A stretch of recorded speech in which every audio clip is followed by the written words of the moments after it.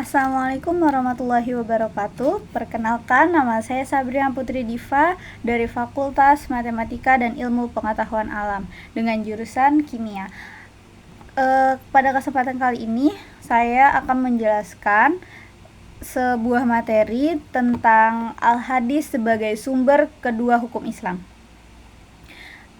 Tugas penjelasan materi ini dibuat untuk memenuhi tugas akhir pendidikan agama. Al-Hadis sebagai sumber kedua hukum Islam. Al-Hadis menurut bahasa atau etimologi adalah al-jadid atau baru, atau juga al-khobar, berita. Menurut para ahli, hadis ialah segala hal yang datang dari Nabi SAW, baik berupa ucapan, kaul, perbuatan, fi'il atau ketetapan, takrir. Sifat jasmani maupun akhlak dan perjalanan hidup sebelum diutus menjadi rasul maupun sesudahnya. Terdapat 3 penjelasan, yaitu ada penjelasan tentang hadis, khobar, dan asar. Pertama itu ada bagan, sebenarnya al-khobar, terus hadis, dan asar. Hadis adalah segala sesuatu yang datang dari Nabi SAW, baik berupa perkataan, perbuatan, persetujuan, ataupun sifat. Sedangkan khobar itu adalah segala sesuatu yang datang dari Nabi SAW ataupun yang lainnya, yaitu seperti sahabat beliau, tabi'in, dan generasi-generasi setelahnya. Terus ada al-asar. Al-asar itu adalah segala yang datang selain dari Nabi SAW, yaitu tabi'in atau generasi setelah mereka. Sebenarnya hampir sama ya dari asar dan al-khobar ini. Terus ada hadis Nabi itu dapat dibedakan dengan 3 jenis. Ada hadis qauliyah, hadis fi'liyah, dan hadis takririyah. Hadis qauliyah yaitu hadis ucapan Nabi SAW yang didengar oleh sahabat dan disampaikan kepada orang. Contoh hadisnya itu seperti innamal a'malu binniyat wa innamal likulli amri'in ma nawa, yang artinya segala amal perbuatan tergantung niatnya. Hadis riwayat Bukhari Muslim. Terus yang kedua itu ada hadis fi'liyah, yaitu hadis perbuatan Nabi SAW yang dilihat dan diketahui oleh para sahabat dan disampaikan kepada orang-orang atau kepada umat Nabi. Contohnya itu seperti kayak tata cara sholat, makan, minum, berpakaian, haji, zakat, puasa, dan lain-lain. Yang ketiga itu ada hadis takririyah, yaitu suatu hadis ketetapan. Contohnya itu seperti kayak keadaan beliau mendiamkan, tidak menyanggah atau menyetujui apa yang telah dilakukan atau diperkatakan oleh sahabat di hadapan beliau. Diamnya Nabi ini menandakan persetujuannya, dan itu menjadi ketetapan hukum. Contohnya itu seperti Rasul membiarkan Khalid bin Walid makan daging sejenis kayak biawak itu, sementara beliau sendiri tidak memakannya. Tapi Rasulullah itu mendiamkan gitu loh, enggak menyanggah hal tersebut, tapi Rasulullah enggak ikut makan.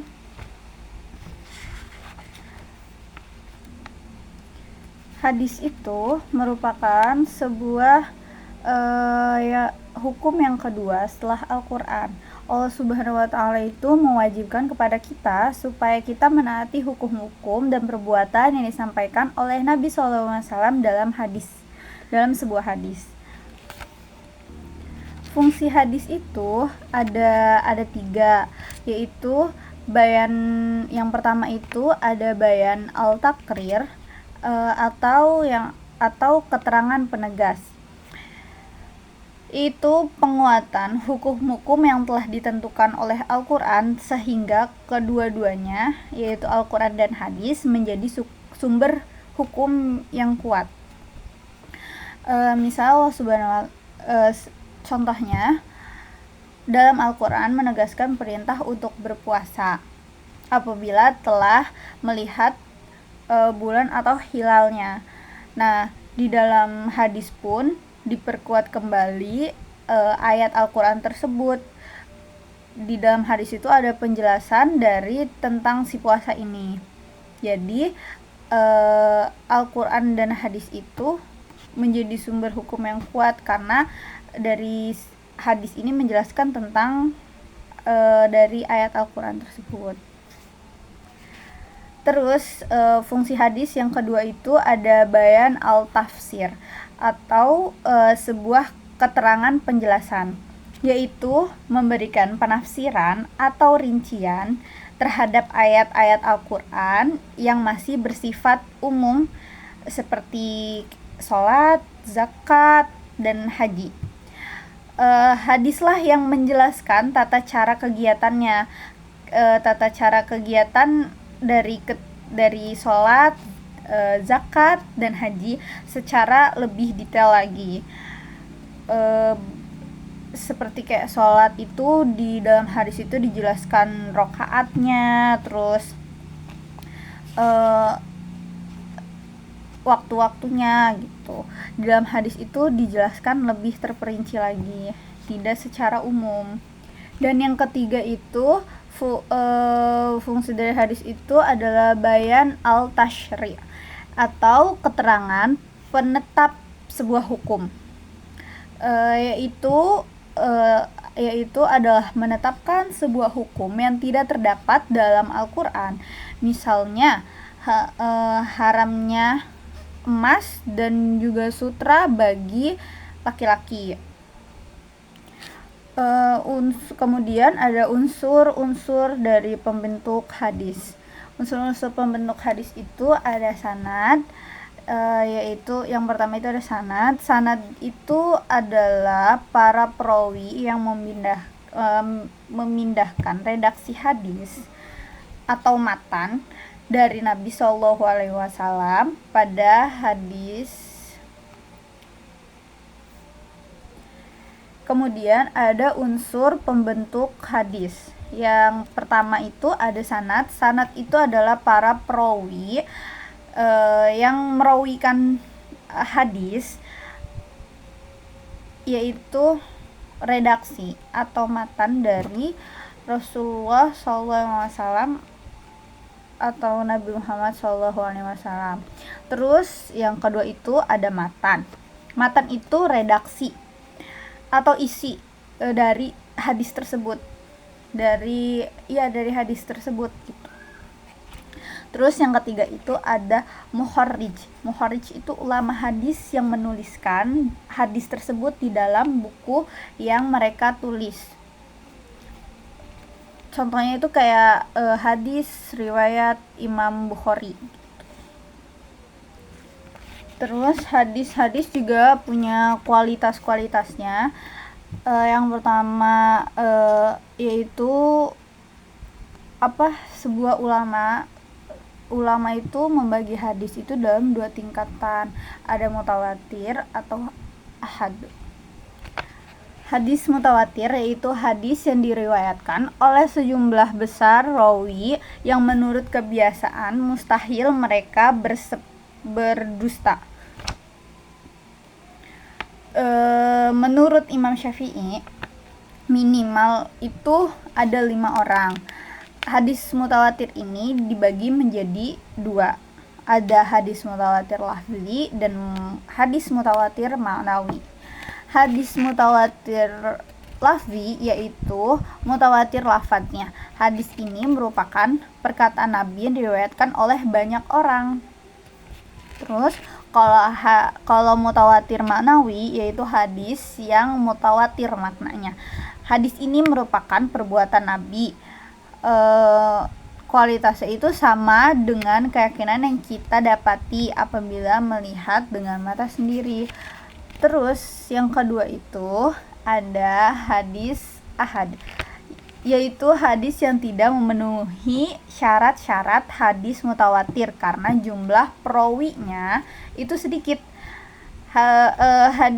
Hadis ahad ini dibagi menjadi 3 kategori, yaitu ada hadis masyhur, yang artinya hadis yang diriwayatkan oleh sekurang-kurangnya 3 orang pada setiap level atau tahabakotnya. Terus ada hadis aziz, yaitu hadis yang diriwayatkan oleh sekurang-kurangnya 2 orang pada setiap levelnya. Terus juga ada yang ketiga, ada hadis gharib, yaitu hadis yang diriwayatkan oleh 1 orang saja mulai dari level sahabat.